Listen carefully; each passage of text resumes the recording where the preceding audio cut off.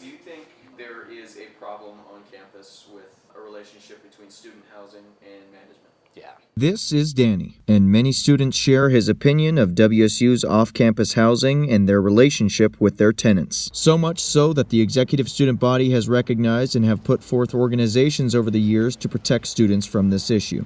It's a big problem across the country and here in Pullman is students getting sucked into leases or agreements that are kind of predatory. Danny lives in the aftermath of a house that has made considerable progress since its previous occupant had dealt with the shortcomings of this living situation from the past year. When it rained overnight, there would be like a leak coming from one of the walls, and sometimes I'd wake over, I'd put my feet down, and they'd be like literally in water. Like I'd put my socks in water, and I'd be like, "Are you serious?" But these small floods, as he calls them, were not the issues that caused the most damage. 3 consecutive floods in the span of about 6 months flooded his basement room in the house. My room was destroyed, like the floor was destroyed, like all my belongings on the ground were destroyed and whatnot. Griffin even says the student who used to live in the room dealt with the same issues. What he said to be the most frustrating, however, was the fact that it was probably preventable. They knew it was a problem. Like they knew, like the problem was that there was a crack in the foundation, and like they never wanted to.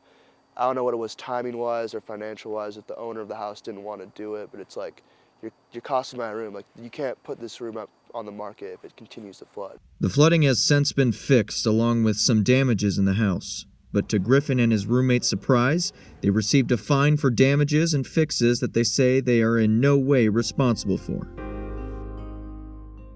Most students in situations like these say they usually pay the fines to avoid taking time to go to court, but some do seek legal counsel. Wynn Mossman is an attorney at WSU Student Legal Services, and he told me that cases of issues with landlords is a common occurrence. Mossman only provides information, not representation, and helps off-campus students know their rights. However, the ASWSU president says there is hope with Cougar Choice Housing. So that we can kind of develop a standard and say if a landlord is accomplishing these things, then we know that they are qualified under the Cougar Choice Housing guidelines, and then you as a renter or as a student can go in and say, okay, so this housing place is approved by Cougar Choice Housing, which means they're going to live up to these standards. This is a small glimpse into some of the broader issues students have with their housing management. Starting a conversation about the issue and making it a priority to make this new stamp of approval a representation of student standards at WSU may be the answer to solving the relationship. With further development of this story and a hopeful response from the voices of off-campus management, I'm Gunnar Peterson with Murrow News 8.